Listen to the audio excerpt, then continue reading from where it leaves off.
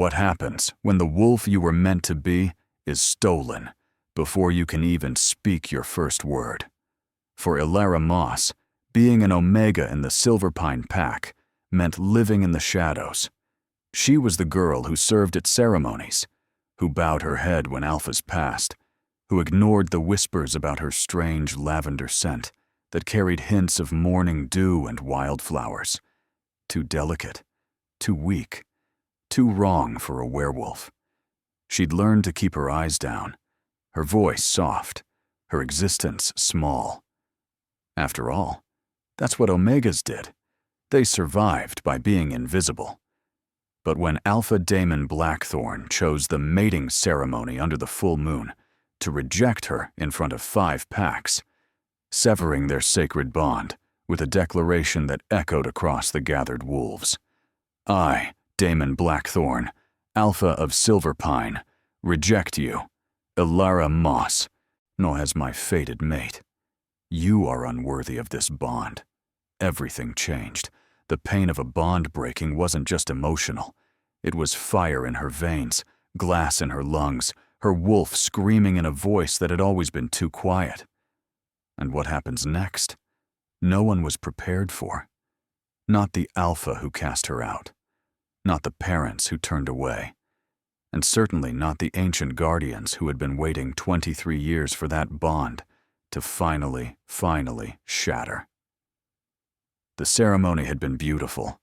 That was the worst part. The mating moon hung full and silver over the clearing where 5 packs had gathered, their wolves gleaming under starlight. White silk banners embroidered with moon phases hung from ancient oaks. The air smelled of pine smoke and wild sage, of power and anticipation. Elara had worn the ceremonial white dress her mother had given her that morning, the only gift she'd received. Her mother's hands had trembled as she fastened the buttons, and looking back, Elara would remember that tremor, that guilt. Keep your head high tonight, her mother had whispered, no matter what happens. Strange advice for a mating ceremony. Elara had thought it was encouragement. She'd been wrong. The gathered packs formed a circle around the ceremonial stone, where the moon priestess stood with her staff of twisted silver. Alphas and their families occupied the inner ring, their power rolling off them in waves. Betas formed the second circle, steady and strong. And Omegas like Elara lingered at the edges, witnesses to something they'd never experienced themselves. Except tonight was different. Tonight, Elara's name had been called. Elara Moss, the priestess had announced, her voice carrying across the clearing. Come forward. The crowd had parted. Whispers followed her like leaves in wind. She'd walk toward the stone, her heart hammering, confusion mixing with a strange, painful pull in her chest that had been growing stronger all week. That's when she'd seen him. Daemon Blackthorn stood beside the priestess, and he was magnificent. 6.5 feet of raw alpha power, his dark hair pulled back, his eyes the color of forest embers. His scent hit her. Forest and burning oak, ozone and steel, and her wolf, that quiet thing that barely ever stirred, had whimpered. Mate. Something whispered inside her. Ours. But Daemon's face had been carved from ice. The moon goddess has spoken, the priestess said, though her expression was troubled. The bond exists between Alpha Daemon Blackthorn and Omega Elara Moss. The crowd erupted. Shock, disbelief, outrage. An Alpha and an Omega? Impossible, unnatural, offensive to the hierarchy itself. Elara had barely processed it when Daemon stepped forward, and the scent of his rage, acrid, overwhelming, made her stumble back.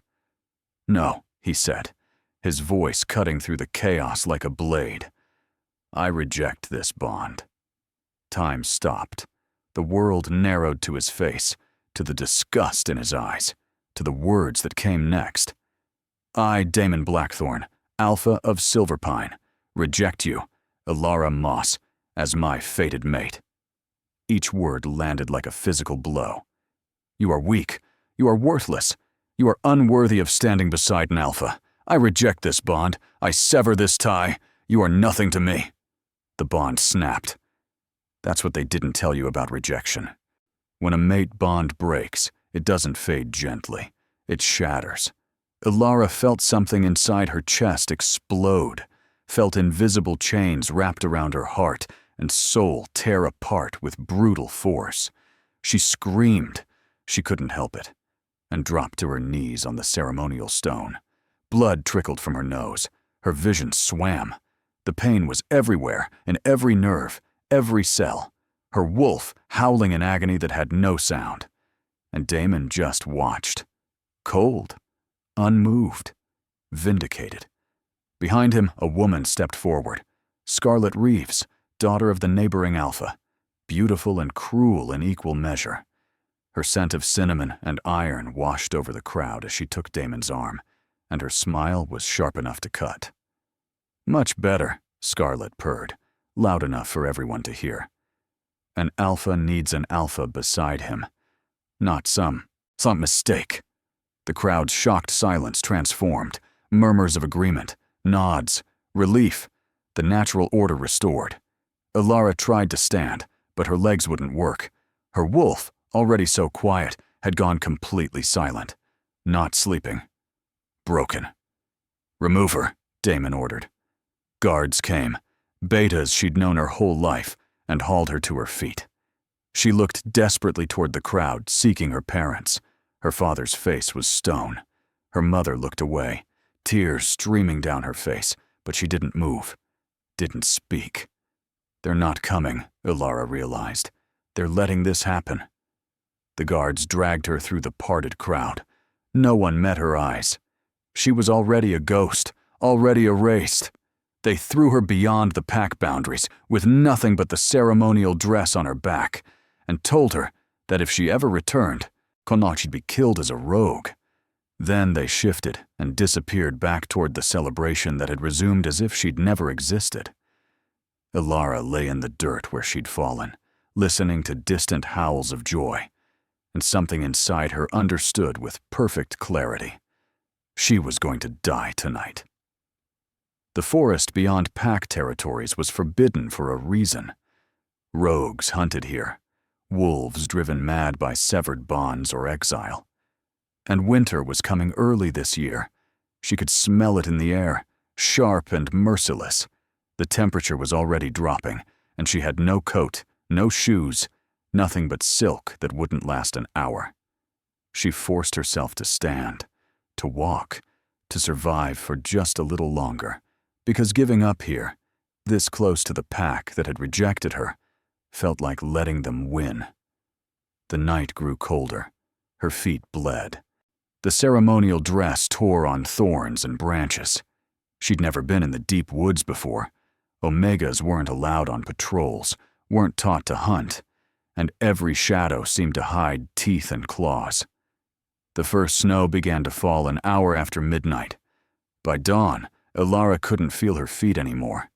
The dress was soaked through, her hair frozen in places where her tears had fallen. She'd found a hollow beneath a fallen tree and crawled inside, pressing herself into the rotting wood for any scrap of warmth. The storm came quickly after that. Real winter, arriving weeks early, as if the world itself had decided she shouldn't survive. She drifted. Pain from the broken bond pulsed with her heartbeat, and hypothermia was setting in. She knew that much. Her thoughts grew fuzzy, soft, almost peaceful. This is it, she thought. And there was relief in that. No more pain, no more humiliation, no more wondering why she'd been born wrong, why her wolf had always been silent, why even her own parents couldn't look at her. She closed her eyes and let the cold take her. Warmth. That was the first thing she felt. Not the gentle warmth of blankets, but the fierce, living heat of bodies pressed close. Many bodies. Ilara's eyes fluttered open, and for a moment she thought she was hallucinating from hypothermia. She was still in the hollow of the tree, but she was surrounded by wolves, massive wolves, larger than any pack wolf she'd ever seen. Their fur was silver and black and storm gray, and they were arranged around her in a protective circle, their body heat creating a pocket of warmth in the frozen wilderness. She counted them, her mind still sluggish. 1, 2, and 3, 4, all the way to 10. 10 enormous wolves, and she was cradled in the center of them like something precious. One of them, the largest, with fur the color of winter storms and eyes like molten silver, lifted its head and looked directly at her, not with animal curiosity, with recognition. "You're real," Elara whispered, her voice cracked and raw.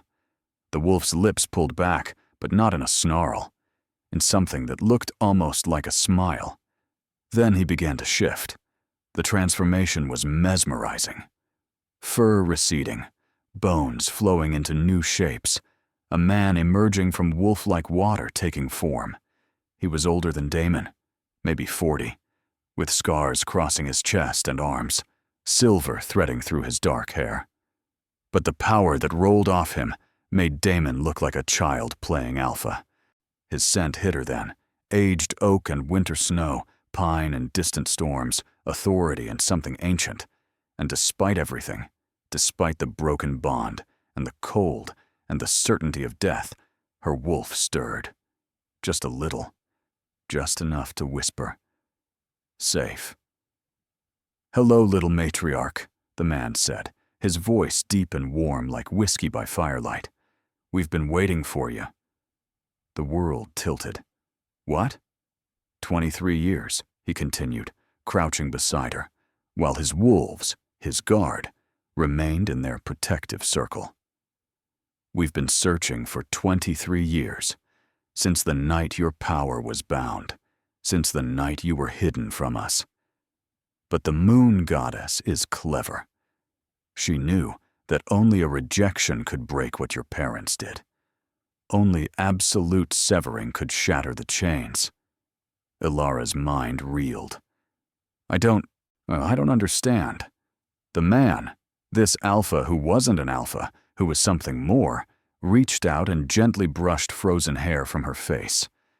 "You're not an Omega, Elara Moss. You never were.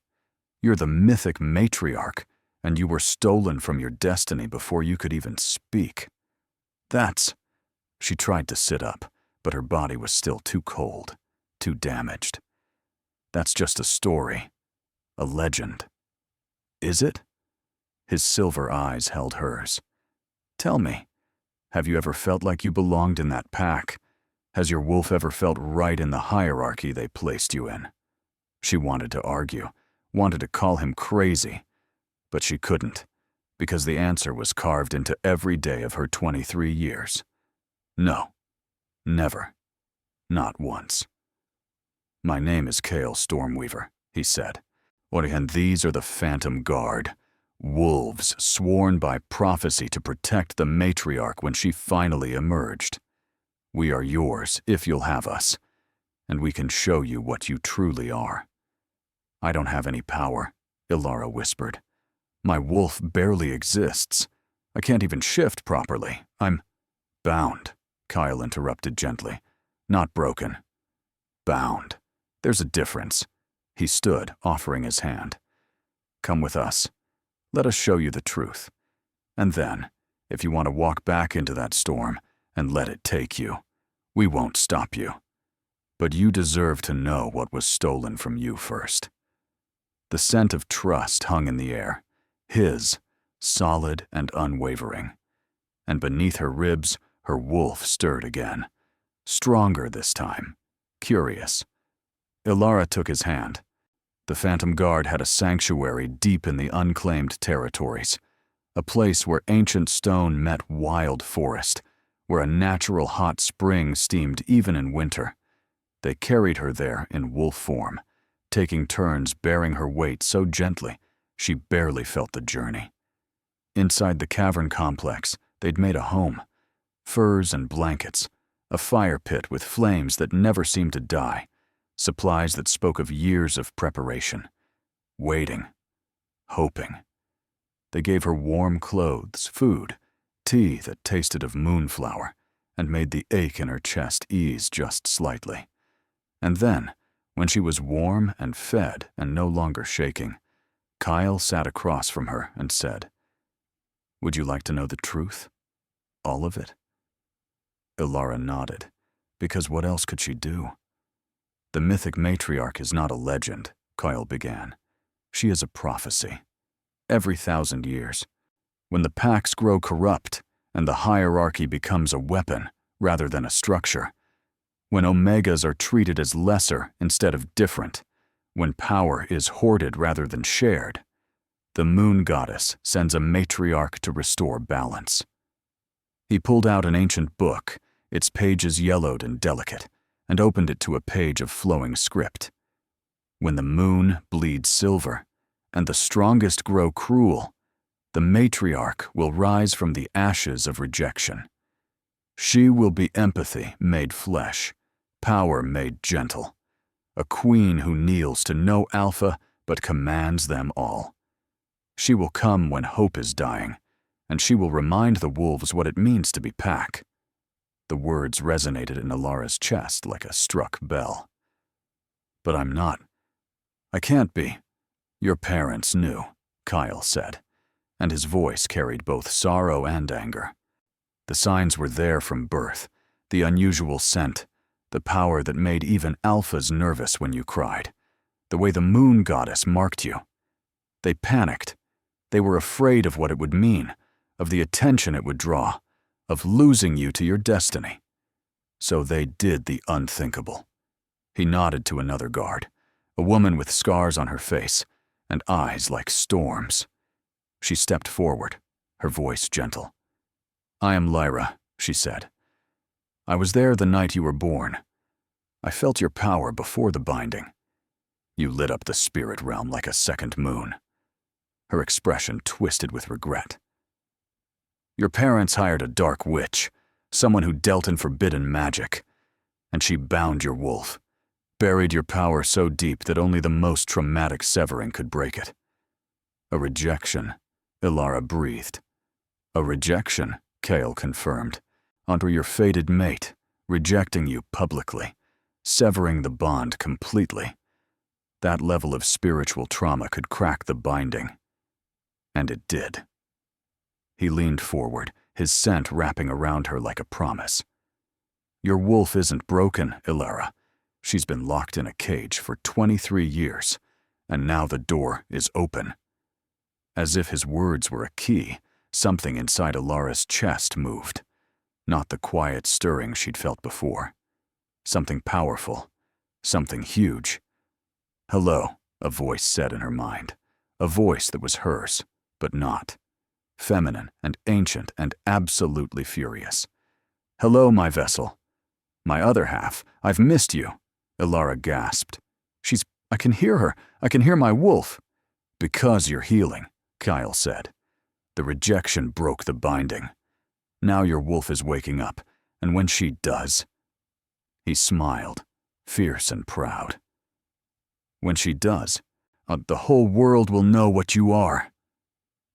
Over the next hours, Ilara felt her wolf growing stronger.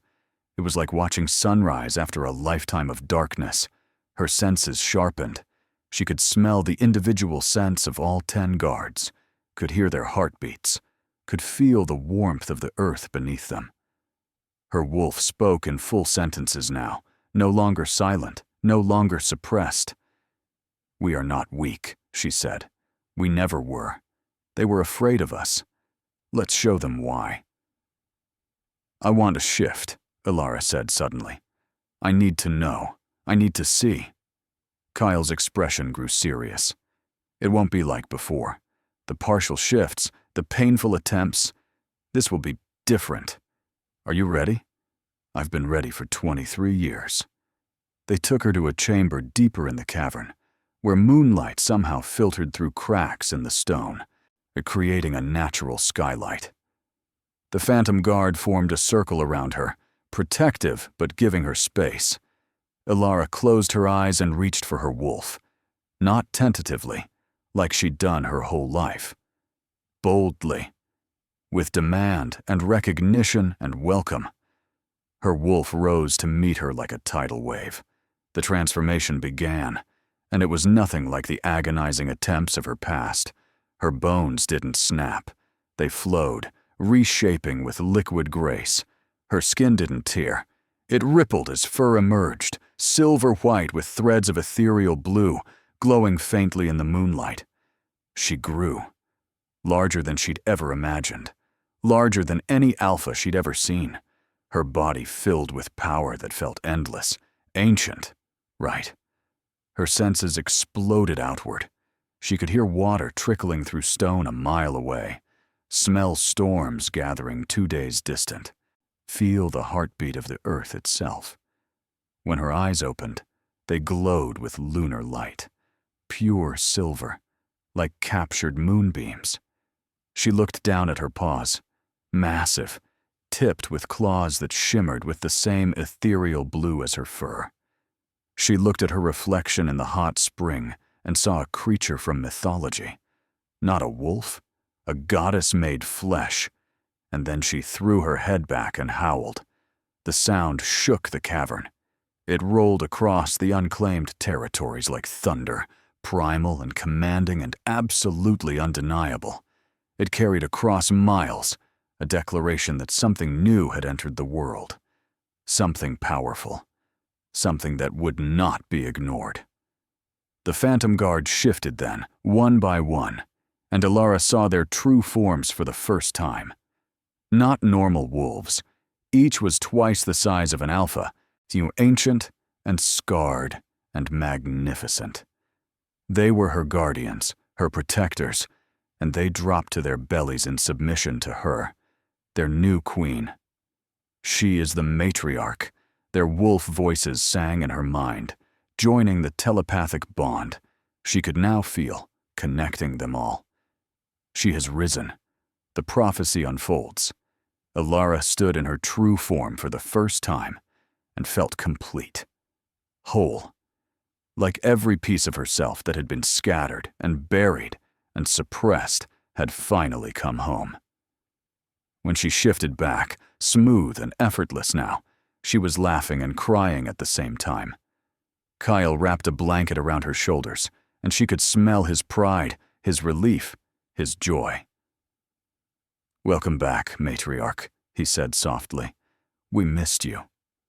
Days turned to weeks. The Phantom Guard taught Elara everything she'd been denied: how to hunt, how to fight, on how to use her senses. But more than that, they taught her about her gifts, because the matriarch wasn't just powerful, she was different. Elara discovered she could sense emotions in others, like scents on the wind. Fear tasted like copper, joy like honey, rage like smoke. She could ease pain with a touch, her healing abilities extending beyond physical wounds to spiritual ones.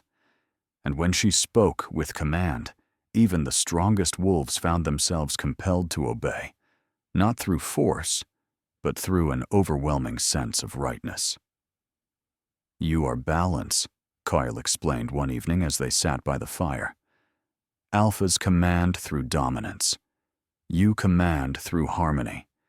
You can make a wolf want to follow you, want to be better, want to serve something greater than themselves." He smiled. "That's why you're so dangerous to corrupt alphas. You expose their cruelty as a choice, not a necessity." The Guard members became her family in ways her birth pack never had. Each had their own story, their own reason for believing in the prophecy. Lyra, with her scarred face, had been driven from her pack for defending an Omega from abuse. Finn, the youngest guard with auburn fur, had been born a runt and cast out, only to grow into his strength in the wild. Marcus, stern and silent, had lost his mate to an alpha's cruelty and sworn never to serve a corrupt hierarchy again. They trained her, protected her, and slowly, carefully, loved her back to life. And Kyle. Kyle was different. His scent wrapped around her constantly now. Oak and winter snow, storm and safety. When he demonstrated combat forms, she found herself distracted by the way he moved. When he spoke about the prophecy, she heard something beneath his words: hope, need, longing. One night, as they sat alone under stars, Ilara finally asked, "Why do you care so much? It's more than duty for you." Kael was quiet for a long moment, his silver eyes reflecting moonlight. "I'm 63 years old," he said finally. "I've been searching for the matriarch since I was 40, since the prophecy dreams started. I've watched packs tear themselves apart. I've seen Omegas beaten, killed, discarded. I've waited for someone who could make it stop." He turned to her, and the intensity in his gaze made her breath catch. "And then I found you, frozen and dying, and I realized the goddess had given me two gifts, a queen to follow and a mate to love." "We're not fated mates," Ilara whispered, though her wolf was singing inside her chest. "No," Kael agreed. "We're something better. We're chosen. Fated bonds are given by the goddess. Chosen bonds are built through trust and time and truth. And I choose you, Ilara, every day, if you'll have me." The scent of pine and snow intensified, carrying his hope, his vulnerability. And Ilara realized that for the first time in her life, she had a choice. Not a bond forced on her, not a destiny demanded, but a man offering his heart and asking for nothing but the chance to stand beside her. "I choose you too," she said, and when he kissed her, it felt like coming home. The bond that formed between them wasn't like the fated mate bond. It was slower, softer, built from moments instead of magic. But it was real and strong, and theirs. Her training intensified after that, because they all knew what was coming. Word would spread eventually. The Silverpine pack would learn she survived. And when they did, there would be consequences. They came on a gray morning 2 months after Ilara's rejection, when the first snow had settled into permanent winter. A young wolf, barely more than a scout, burst into Silverpine territory with news that lit through the pack like wildfire. The rejected Omega had survived. Not just survived. She'd been seen with a group of massive wolves, and there were rumors, impossible rumors, about her size, her power, her eyes. Damon Blackthorne heard the report and felt something twist in his chest. The bond was gone. He'd made sure of that. But there was a phantom pain where it used to be, a sense of something wrong. "She's alive?" Scarlet demanded, her cinnamon scent sharp with fury. "How is she alive? It's been 2 months in winter." "The scout says she's with rogues," Damon's beta reported. "A group of them, protecting her." "Then she's broken pack law," Scarlet said immediately. "Running with rogues is an act of war. We should eliminate her before she becomes a problem." Deep down, beneath his pride and his ambition, Damon felt a whisper of warning. But Scarlet's influence was strong, her father's alliance too important, and he'd come too far to doubt now. "Gather a war party," he ordered. 20 wolves. We'll go to the unclaimed territories and end this." They mobilized within hours. 20 of Silverpine's strongest warriors, plus Scarlet and several alphas from allied packs, who'd heard the news and wanted to witness the execution of an Omega who dared defy rejection. They found her in a clearing near the ancient stones, where morning light filtered through bare trees and the air smelled of pine and fresh snow. She stood alone, wearing simple leather armor, her hair loose around her shoulders. Even from a distance, they could see she was different, taller, stronger. Her scent of lavender and wildflowers now carried an undercurrent of moonlight and power. "Ilara Moss," Damon's voice rang across the clearing, commanding and cold. "You were cast out. You were rejected. You have no right to exist in these territories. Surrender now, and your death will be quick." Ilara looked at him, really looked at him, and felt nothing. No pain, no longing. Just pity for a man who'd chosen power over destiny and would spend the rest of his life knowing what he'd lost. "I don't surrender to false alphas," she said, her voice carrying easily across the space. "And I don't answer to corrupt packs." Scarlet laughed, sharp and cruel. Look at her, pretending to be brave. "Let me handle this, Damon. I've been wanting to put this Omega in her place." She shifted mid-leap, her beautiful russet wolf soaring through the air, claws extended, aiming for Ilara's throat. Ilara didn't move until the last second. Then she simply caught her. One hand wrapped around Scarlet's wolf throat mid-air, and with effortless strength, Ilara slammed her into the ground hard enough to crater the earth. Scarlet's wolf form flickered, forced back to human by the impact, and she lay gasping in the dirt, stunned. The war party froze. That kind of strength, that was impossible. Even alphas couldn't move like that. "I am not an Omega," Ilara said calmly, looking at Damon and his gathered wolves. "I never was. Or you rejected someone who didn't exist. And now you're about to meet who I truly am." She shifted. The transformation was liquid grace, power made visible. Her wolf emerged in a cascade of silver-white fur and ethereal blue light, growing larger and larger until she towered over every wolf present. Her eyes blazed with captured moonlight, and when she threw her head back and howled, the very air seemed to shimmer with authority. The war party stumbled back. Several whimpered. Damon's wolf form flickered with the instinctive need to submit. And then the Phantom Guard revealed themselves. They emerged from the trees like shadows made solid, 10 massive wolves that made even Ilara look proportional. These weren't normal pack wolves. They were myth-made flesh, ancient guardians, and each one radiated power that spoke of centuries and magic. They flanked Ilara in a precise formation, and their combined presence pressed down on the war party like physical weight. "I am the mythic matriarch," Ilara's voice rang in every wolf's mind, utilizing the command that was her birthright. "I am balance restored. I am justice for the forgotten.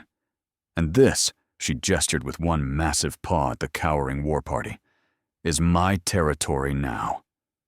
Damon forced himself to shift back to human form, his body shaking. This isn't possible. The matriarch is a legend. "I was your fated mate," Ilara said, her mental voice gentle now, almost kind. "The moon goddess paired us for a reason. You could have been the alpha who stood beside the matriarch, who helped restore balance to all packs. You could have been remembered as the one who changed everything." She tilted her massive head. "Instead, you rejected me for social status and an alliance with corruption. You made your choice, Damon. Now live with it." He dropped to his knees, not from command, from the soul-deep understanding of what he'd lost. The phantom pain in his chest, where the bond used to be, exploded into agony, and he knew that he'd made the biggest mistake of his life. Scarlet tried to run, tried to shift and escape, but Ilara's command caught her, held her frozen. "You attacked me," Ilara said. "You humiliated me. You called me a mistake in front of 5 packs." She padded forward, her wolf form radiating power. "I could kill you. I could destroy you. But I'm not like the alphas you know. I don't rule through fear." She looked at the gathered wolves, the war party, the witnesses, the allies who'd come to see an execution. "I am the matriarch, and I claim these unclaimed territories as mine.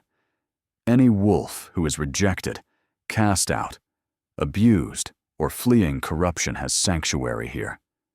Any wolf who wishes to live in a pack where Omega does not mean lesser, where strength is measured in compassion as much as combat, where the hierarchy serves the pack instead of enslaving it.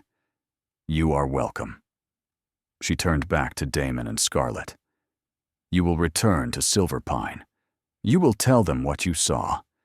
And you will tell them that the old ways are ending. The matriarch has risen, and she is done watching wolves suffer. She paused, her eyes locking on Daemon's. And if you ever enter my territory again without invitation, I won't be merciful. Kyle shifted beside her, his storm-gray wolf pressing against her side. Well said, my queen. The war party fled. All of them, and scrambling back to pack lands with their tails tucked and their understanding of the world shattered. Daemon had to carry Scarlet, who was still dazed from the impact, and with every step, he felt the weight of his rejection settling into his bones like poison.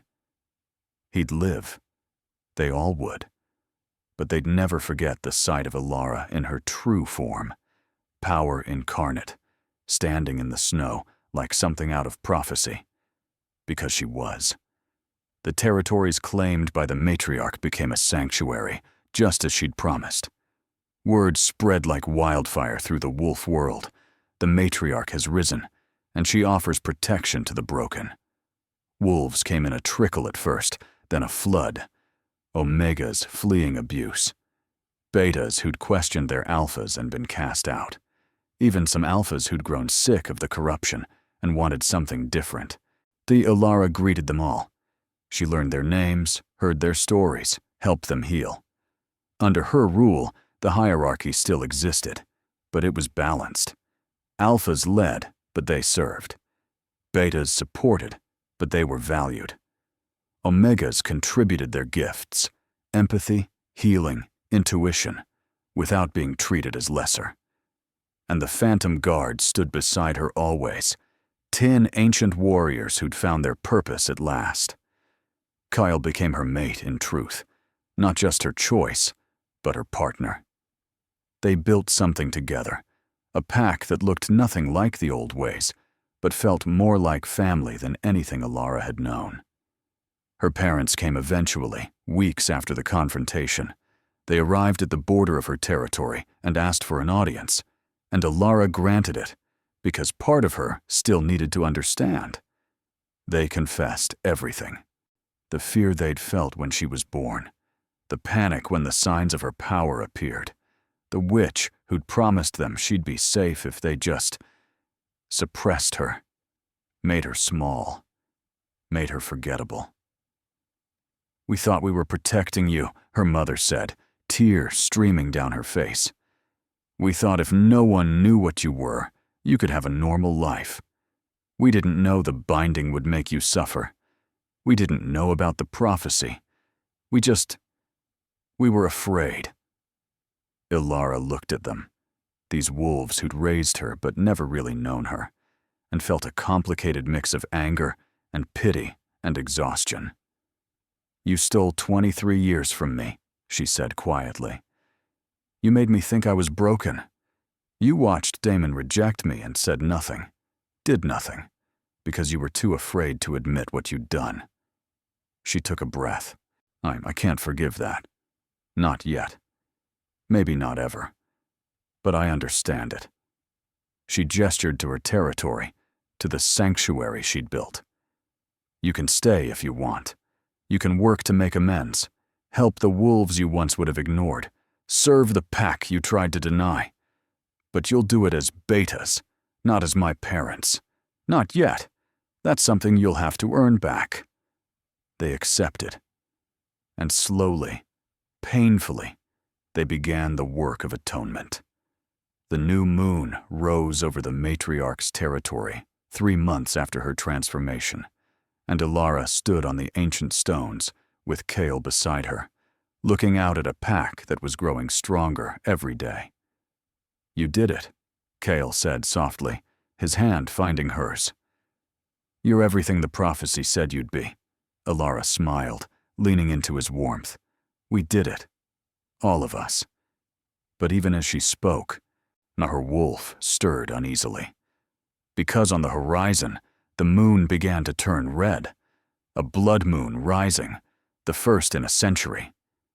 And with it came a whisper of something ancient, something watching, something that had been waiting for the matriarch to reveal herself. The first threat was over, but Alara understood with perfect clarity that this was only the beginning. New challenges would come, old enemies would rise, and the prophecy that had brought her this far had more chapters left to unfold. But she was ready. She was the mythic matriarch. She had her chosen mate, her faithful guard, and a pack that believed in something better. And whatever came next, they would face it together. And so Ilara's journey from rejected Omega to legendary queen became the story whispered around fires and sung under moons. She transformed from victim to survivor to leader, proving that true strength isn't about dominance, but about compassion, that power isn't measured in size but in impact, and that sometimes the greatest destinies are found in the ashes of the life you thought you'd have. What would you have done in Ilara's place? Would you have shown mercy to those who cast you out? What does real strength mean to you? If this story moved you, if you felt Ilara's pain and her triumph, please like this video and share it with others who need to hear about finding power in their pain. Subscribe and hit that notification bell so you never miss the next chapter in the Matriarch saga, because trust me, the Blood Moon brings secrets that will change everything. Thank you for listening to Ilara's story, and we'll see you in the next chapter.